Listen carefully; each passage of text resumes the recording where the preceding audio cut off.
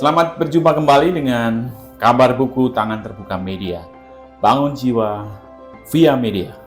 Kabar buku adalah salah satu cara kami untuk menghadirkan buku seutuhnya dari cerita di balik maknanya dan inspirasi di dalamnya.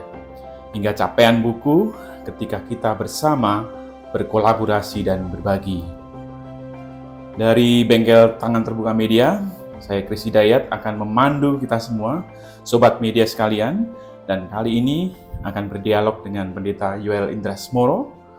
Pak Yoel, sebutan beliau, adalah founder dari Lembaga Tangan Terbuka Media, penulis buku, penggiat literasi di berbagai lembaga di Indonesia ini, dan juga seorang pendeta di GKJ Jakarta. Nah, kali ini buku Surat kepada Pemimpin Muda, sebuah buku yang ditulis dengan refleksi yang mendalam oleh seorang penulis dan pendeta. Suratnya tentu saja ditulis oleh Rasul Paulus untuk pemimpin jemaat pada waktu itu. Lalu kini, sebuah buku atau buku-buku ini kemudian hadir untuk menyapa para pemuda dan mahasiswa sebagai pemimpin pada masa kini. Pak Yoel Indrasmoro, selamat berjumpa kembali Pak Pendeta. Ya, selamat Mas. Mungkin kita akan memulai dengan bagaimana proses Bapak bisa melahirkan buku Pemimpin Muda ini, Pak. Iya, sebetulnya kan sejak COVID saya merasa perlu untuk menyapa sobat media, dengan menuliskan renungan dari Alkitab secara berkesinambungan. Lalu ya sudah ada banyak mulai dari Mazmur, lalu Pengkhotbah, lalu Ayub, lalu ketika Lukas, Kisah Para Rasul, lalu ada kepikiran untuk mulai, ya sudahlah ini mulai dengan surat Paulus kepada kepada Timotius, Titus, Filemon, karena yang saya lihat dalam Alkitab, satu kitab yang ditulis untuk seorang pribadi itu nggak banyak, dan hanya Paulus yang melakukannya. Ya, Lukas melakukannya buat sahabatnya Theophilus gitu ya, sehingga dia membuat Injil Lukas dan dan Kisah Para Rasul. Tapi Paulus lebih ringkas daripada Lukas gitu ya, membuat surat. Jadi, dan kebenaran tiga orang yang sebutkan tadi itu anak muda begitu ya. Memang Filemon kita masih ada perdebatan apakah dia muda atau tidak muda gitu ya.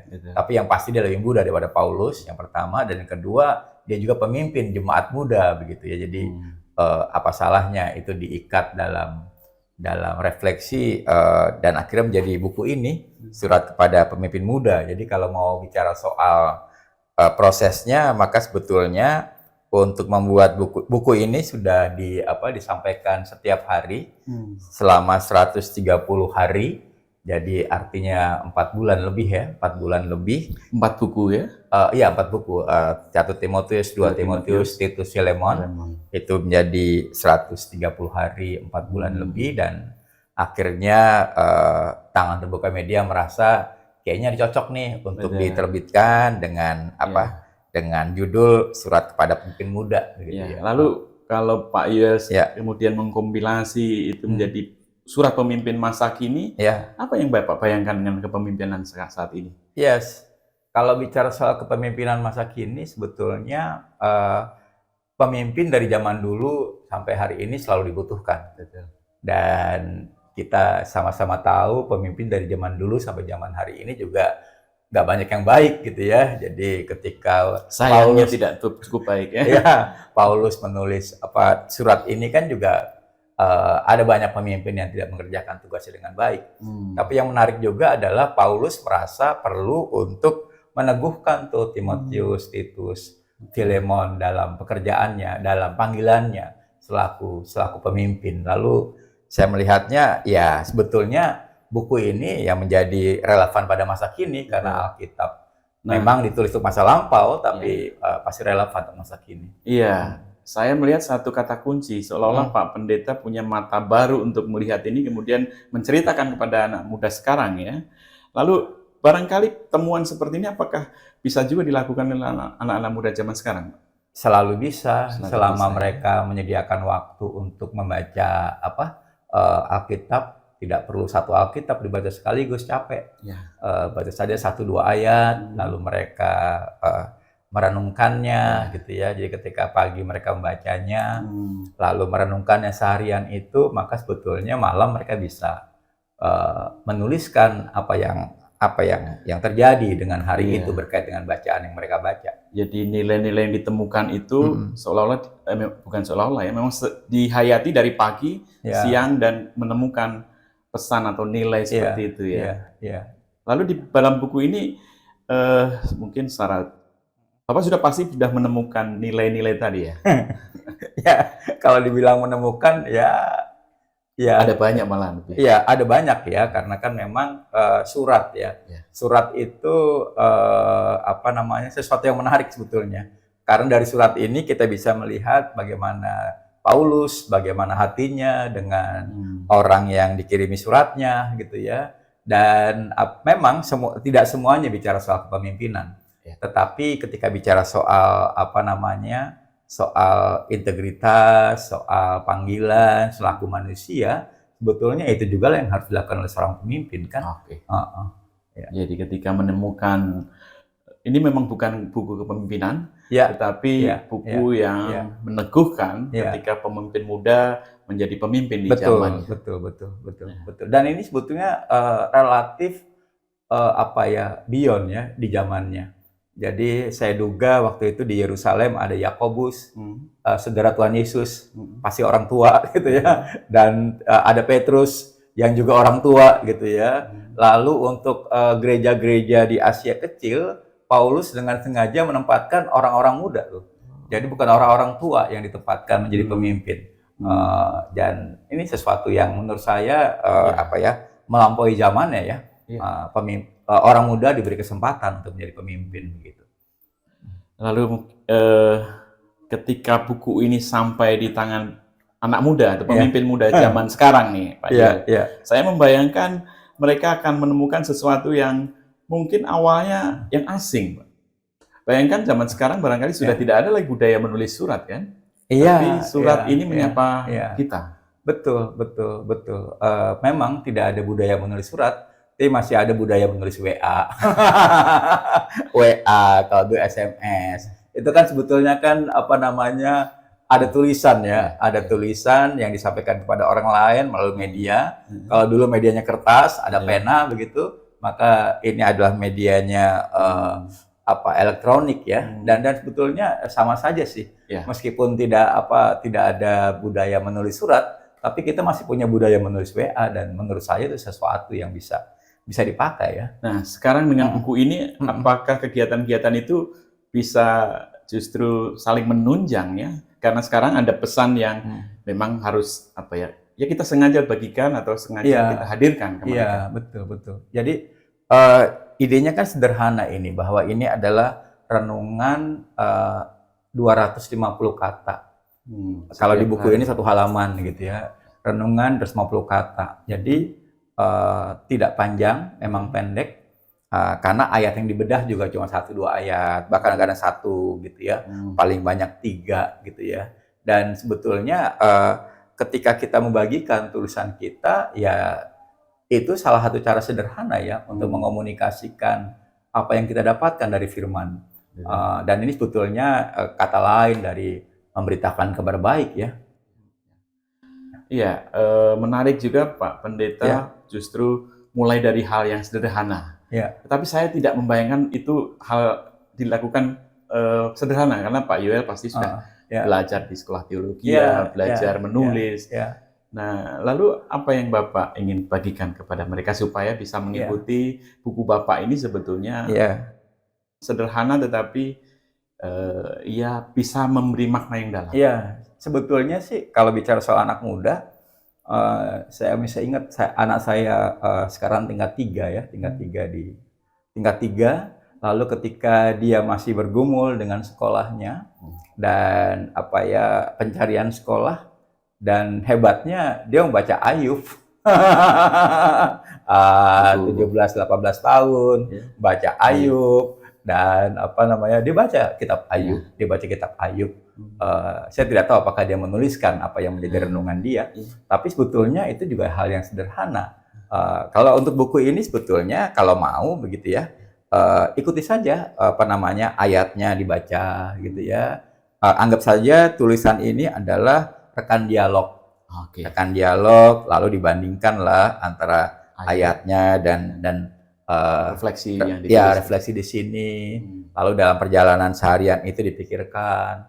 Nanti ketika malam tinggal dituliskan, tidak perlu panjang, 1 kalimat, 2 kalimat. Nah, sebetulnya 1 kalimat dan 2 kalimat itu kalau kuat itu akan menjadi PPT. Apa itu? PowerPoint. Jadi kalau ini 130 dalam bentuk buku gitu ya, maka sebetulnya kawan-kawan bisa buat 130 PPT berkait dengan ayat-ayat ini. Dan sebetulnya ya quote-quote yang kita buat sendiri kan lebih bermakna buat diri kita. Dan karena itu temuan kita sendiri. Kita, dan kalau itu bermakna buat kita, kemungkinan besar bermakna buat teman kita yang lain. Nah, lalu kenapa nggak dibagikan gitu kan? Di tengah hoaks yang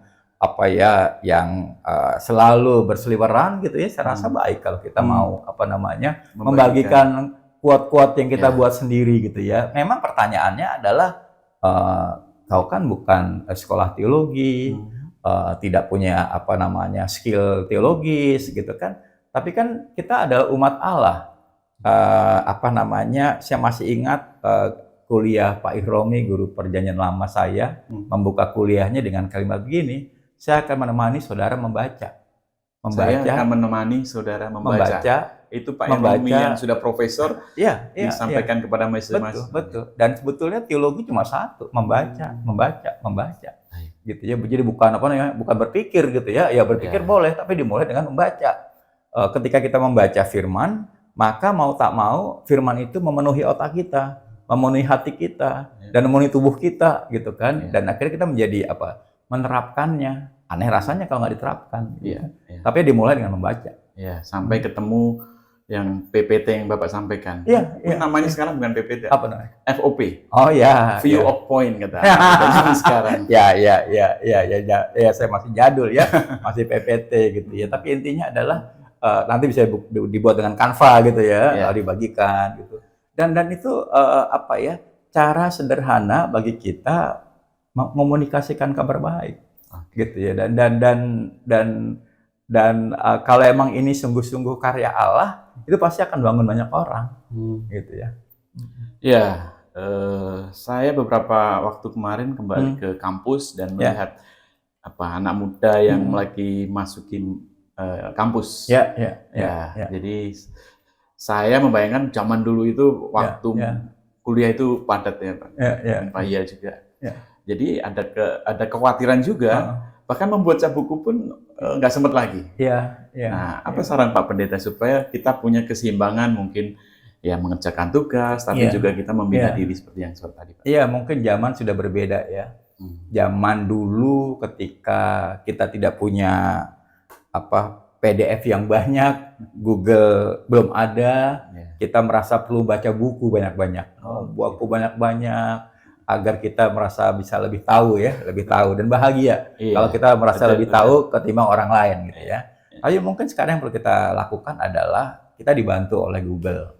Ya baca saja gitu ya. Dan nggak usah banyak. Berkait firman, baca saja, nggak usah banyak, lalu renungkan atau nikmati atau bertanya apa yang saya dapat atau apa yang Allah katakan buat saya sekarang dalam situasi saya hari ini.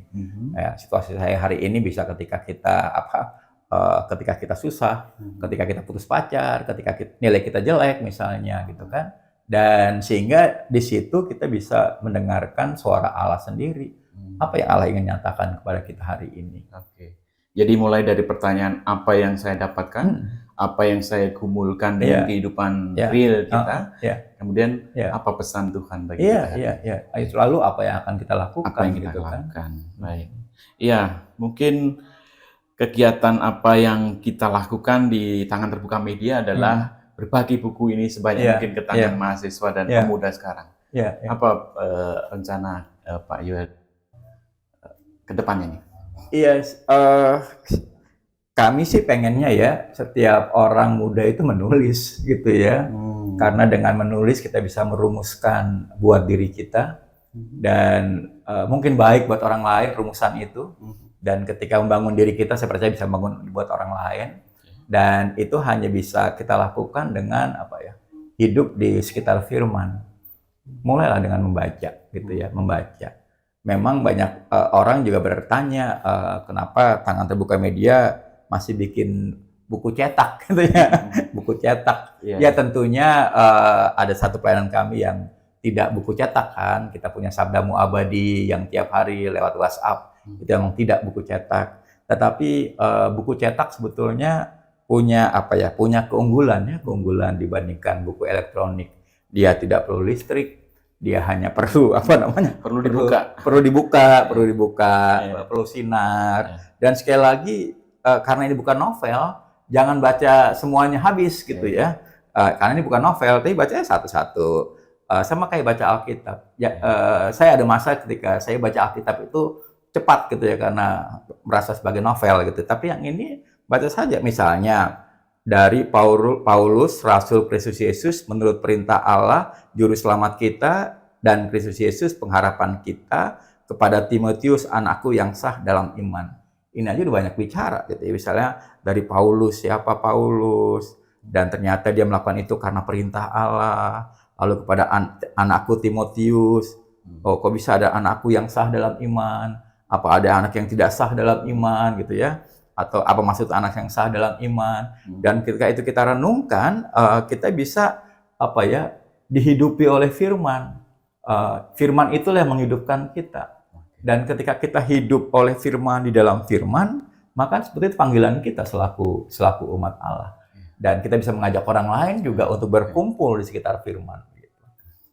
Jadi untuk anak-anak muda, saya rasa sih baik ya mencoba menggumuli, dan sebetulnya kita sudah membagikan buku ini untuk kawan-kawan di Untirta ya, sekitar 300 eksemplar gitu ya, untuk menjadi menjadi rekan dialog. Dan kebenaran karena yang baca anak muda, maka yang ayat yang dibaca ya khusus buat anak muda gitu ya 130 hari gitu ya, dan ini bisa dilakukan. Dan kami terus mengajak, terus rindu menyebarkan buku ini kepada semakin banyak orang, anak muda, karena zaman kita ada lagu kan, masa muda sungguh senang, masa penuh dengan cita-cita gitu ya, masa Tuhan memanggil kita, dan harus kita akui Tuhan memanggil anak muda untuk menjadi pemimpin sekarang dan masa depan. Dan mempengaruhi dampak baik untuk anak muda di sekitar. Iya. Dan kita hanya bisa mempengaruhi orang lain dengan hal baik kalau kita dihidupi dan menghidupi hal baik. Dan itu adalah firman Allah. Ya. Terima kasih Pak Pendeta. Sama-sama Pak Hidayat. Iya. Demikian kabar buku kali ini berbicara tentang buku untuk anak muda, dan kami mendorong untuk menghadiahi anak muda zaman sekarang dengan buku, walaupun mungkin sesuatu yang asing zaman sekarang. Semestinya tidak ya. Karena mereka juga baca WA.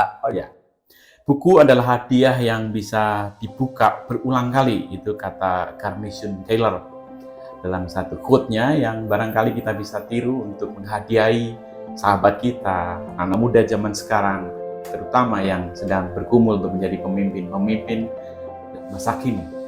Demikian kabar buku Tangan Terbuka Media. Dukung kami dalam pelayanan kami selanjutnya. Tuhan Yesus memberkati.